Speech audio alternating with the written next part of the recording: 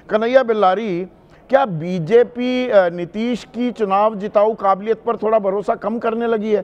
प्रधानमंत्री की फिल्में दिखाया जाना 20 साल से मैंने तो नहीं देखा, वहां पर मुख्य नायक कोई रहा है राजनीति का, वो नीतीश कुमार। नीतीश कुमार दूसरे को स्पेस थोड़ा देते हैं अपने गठबंधन में, या देते हैं?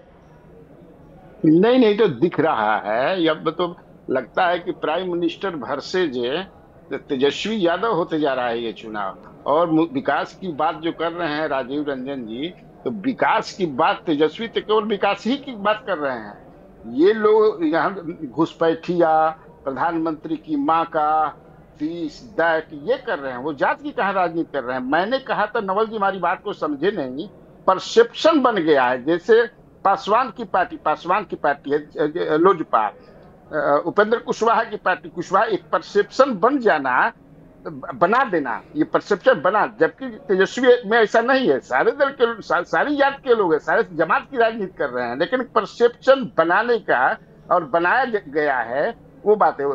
तेजस्वी तो विकास ही की बात कर रहे हैं। यहाँ तो इतना ही जब काम किए हैं नीतीश कुमार, ये जो बता रहे हैं राजीव रंजन जी, तब जिस तरह से रेवड़ी बांटी जा रही है, इसकी क्या जरूरत है? बाप रे बाप, लगता है कि पूरा खजाना खाली हो जाएगा। आज ही जो है मुख्यमंत्री ने क्रेडिट कार्ड स्टूडेंट के अपनी लिए अपनी ढपली, अपना अपना राग भी अलापा जा रहा है क्या? ढपली भी बजाई जा रही है, राग भी अलापा जा रहा है। पहले अपने घर को, अपनी दुकान को सजाया जा रहा है। कन्हैया, हाँ बिल्कुल बिल्कुल एकदम। बीजेपी देखिए, बीजेपी ने मन बना लिया है कि अभी नहीं तो कभी नहीं। इसीलिए हमारे पास जो जानकारी है कि ये 18 तारीख को जो बैठक होने वाली है अमित शाह की, यहाँ पर सारे दल के जो इनके घटक दल हैं उनके अध्यक्ष के साथ, उसमें खासतौर से चिराग पासवान से पूछा जाएगा कि असमंजस की जो स्थिति आप बनाए हुए हैं, आप क्लियर कीजिए। क्लियर कीजिए। ये है ना, अभी धीरेन्द्र मुन्ना से पूछते हैं, धीरेन्द्र मुन्ना क्लियर कीजिए ना, क्या असमंजस बनाया हुआ है आपने? खींचतान तो चल रही है ना सीटों की, हर कोई अपनी अपनी डपली, अपना अपना राग बजा रहा है। अभी बाद में आएगा गठबंधन धर्म, बाद में निभाएंगे। अभी वाद्य यंत्रों को अगर बढ़िया से बजाया जाए, मिलाया जाए, तभी संगीत और सुर अच्छा बनता है संदीप जी, ये तो आपको भी पता ही है। अब चुनाव का मौसम है, तो मैं विपक्ष पर ना आरोप लगा सकता हूं कि वहां सिर फुटौल है, ना हमारे यहाँ कर सकता हूँ। हर लोग अपना पोस्टरिंग करते हैं, करना भी चाहिए, उनका अधिकार है। जनता के बीच में जाना है तो अपने अपने तरीके से लोग जाएंगे।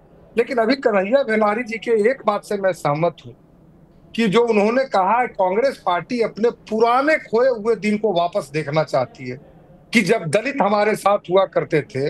और आज इसलिए मैं बता रहा हूं कि जितने भी एसी/एसटी केस होते हैं, उसमें से लगभग 80% केस जो है यादवों के द्वारा ही होता है। यह बात मैं बता रहा हूँ इसको, और ये साफ वही से कह रहा हूँ।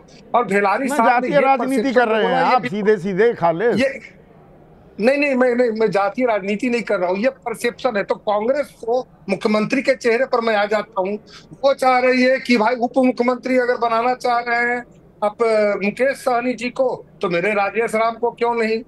तो यहाँ दो दो उप मुख्यमंत्री एक मुख्यमंत्री बनाने में लगेगा, तो बाई वन गेट टू, ये अभी संभव नहीं लग रहा है उस साइड में, जो मुझे लगता है। मैं आ जाता हूँ कांग्रेस, ना अभी इसी को जारी रखते हैं ना। कांग्रेस जी थोड़ा सा दरवाजे खोल रही है कि आपके लिए कुछ बातचीत चल रही है कांग्रेस से?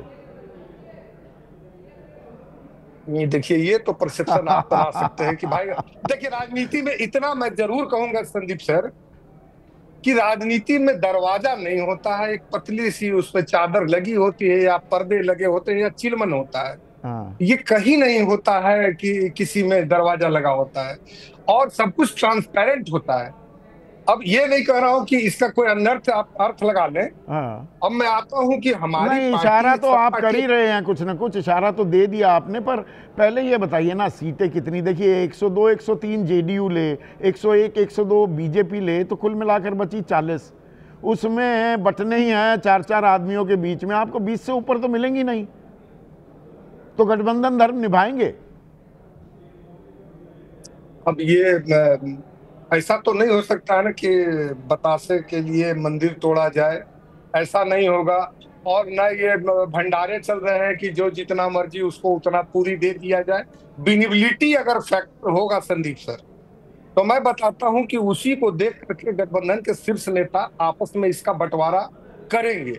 और ये जरूर फैक्ट देखा जाएगा कि अगर हम लोगों ने लक्ष्य रखा है 225 का, तो वो कहां से हमको प्राप्त होगा। हमको लगता है ये विषय जरूर गठबंधन के शीर्ष नेता लोग जीतन राम मांझी भी अब तो 100 सीट लड़ने की धमकी देने लगे हैं कि 20 नहीं दी तो मैं 100 पे लड़ूंगा। अच्छा देखिए, चुनाव का वक्त है ना, पोस्चरिंग तो करेंगे ही ना, हर कोई करता, और भगवान करे उनको मिल जाए 100 सीट। नहीं, पोस्चरिंग पिछली बार तो आप अकेले लड़ने को तैयार हो गए थे, आपने किला ढहा दिया था, वो 43 पर समेट दिया था, खुलकर नहीं बोले। अभी गठबंधन धर्म निभा रहे थे राजीव रंजन, इशारा तो आप पर ही था ना। नहीं, इशारा पर यह था कि आरजेडी को भी तो हमने इतनी बड़ी बड़ी सीट जो बढ़त मिली है, वो भी तो मेरा कारण है ना। आप जेडीयू के तरफ क्यों लेकर के जाना चाहते हैं? अगर हम अकेले लड़े तो उसका सीधा लाभ मिला। जो आज यात्रा निकल रहे उसी गलतफहमी का, या हमारी ताकत उस समय अलग हो गई थी, अब उनको ज्यादा ताकत मिल गई थी। ऐसे भी तो इसको देखा जा सकता है, देखने के तो नजरिया अलग अलग है। अब तेजस्वी यादव जी अगर अकेले निकले हैं तो ये भी तो हो सकता है ना कि भाई नीतीश कुमार की ताकत कम हो रही है क्या? ये किसने कहा? ताकत किसी की कम नहीं होती है। राजनीति में हर एक की अपनी ताकत है और सभी ताकतों को मिला करके सुपर पावर बनते हैं, जिसको 18 से 20 सालों से लगातार बिहार में है, सब में एनडीए। ठीक है।